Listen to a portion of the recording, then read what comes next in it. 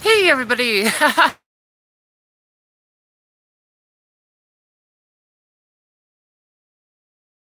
Life update.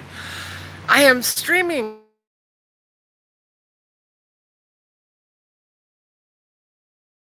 Borough. Brian. So bad with names. But he had seen that my streams were kind of meh and thought, you know what, I can make it better. So he actually, without telling me, basically got me a new phone with a internet connection that doesn't suck. So this is the first time streaming from said phone with hopefully said internet connection that doesn't suck. Anyways, hey! What's up, Garbage Can FPV? This is actually probably your place right here. Anyways, I'm in the back of Calderon Tires here in Santa Cruz, where I've got the RV boondocked and we're working on it right now. What up, everybody? Welcome to the stream. Let's show you what I've been working on with Mr. Motorface. So, this is the RV that I've been working on.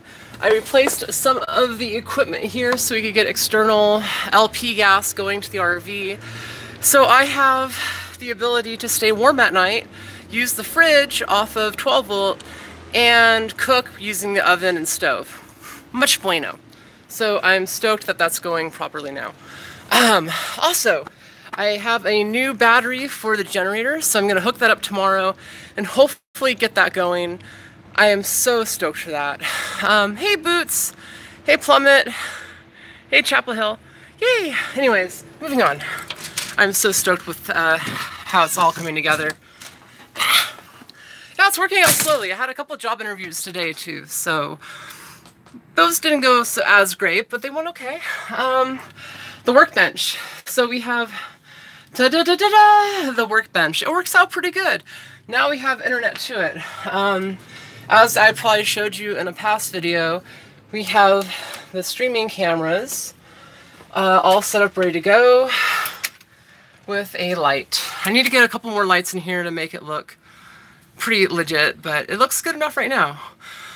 Anyways, I'm going to have, I don't know if I showed everybody, but I have a charging station here for lipos, power tools, quadcopters, the kitchen. I have a setup with the workbench to where I can move the camera up and I can do a Zoe couch experience where we can, you know, pretty sure, yeah, so we can have a Zoe couch experience. Oh yeah, my trophies, totally forgot. So I just won 3rd place for the X-Class Season 2. Basically, the entire season, they add up all the points for all the races, and they place the pilots. This massive trophy that does not fit in the RV is what I won. On top of that, it's falling over. On top of that, I won 3rd place in the last race of Season 3. So stoked with that. We had an amazing freestyle event after, and I wouldn't say competition, it was just us having fun after the race. But yeah, so trophies. Not bad, yeah? Living in an RV and still making it happen somehow. Thank you guys for supporting me in that journey because, oh my god, it's been a journey. The edit bay. It's finally got that going proper. I'm having some issues with the keyboard and mouse. I don't know why, but they won't connect properly. Then I have, let me turn on a light. Then I have the camera bay here. And thanks to everybody again for the congrats. This is the camera bay. This is where I put all the camera equipment. I have charging cables automatically set up for the GoPros and stuff. Charging station for my DSLR, and a charging station for my boomstick. So all my camera setups right where I need them. And the cool part is I can sit here on my bed, grab camera equipment, and offload to my SD card reader right there on the edit bay. Super simple to offload footage now. And now that I have internet, hopefully we will have proper footage uploading now more than we had before. And moving on. So edit bay is pretty legit. Oh yeah, so people are like, what are zip ties on the ceiling? So this is my for some people that know, I have an Oculus Rift. And I've had it now for a couple years. I have not had it set up in the RV yet, but I've been figuring out how to place the sensors in the RV. And that's my play mat. So I have more room in the RV for my play space than I had in my workshop before. Just really smart use of the RV. So the 6-foot workbench that you see here, before that had a dinette set that was in here in the RV. That took up a lot of space that I was not going to use. So took that out first of all, had a bunch of boxes there, and now what I have left are the Patreon boxes that I have to send out and the workbench and a bunch of extra space. So I'm super stoked with how that turned out. Yeah, I'm trying to think what else. Oh yeah, I have a magazine rack, my AMA magazines. Got to have those. AMA Unite. Joking, not joking. I'm actually going to be a part of the FPV Freedom Coalition call later tonight. If you don't know the FPV Freedom Coalition, go check it out. It's a pretty cool group.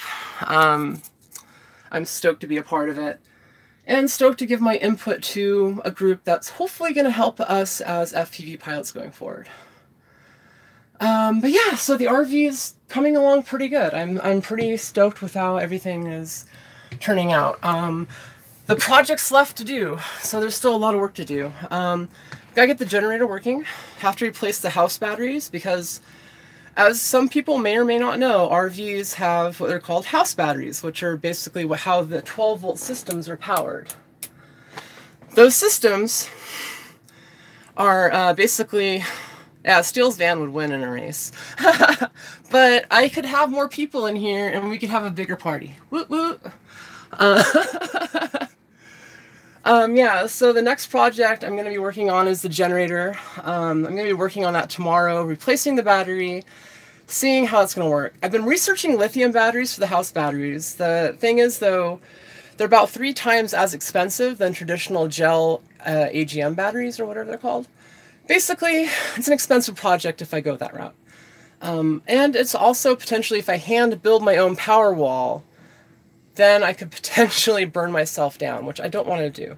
So right now I'm looking at the $200 deep cycle gel batteries for, yeah, about 200 bucks. I'm getting a couple of those for the RV, just until I can figure out a better solution / have money for it.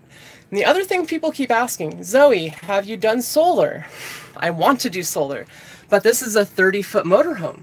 That's a lot of surface area, and that's a lot of money to put solar onto it properly. I could put, a couple 100 watts on it and say, hey, I've got solar, but that couple 100 watts is not going to do a lot. So I really, really want to put, like, I don't know,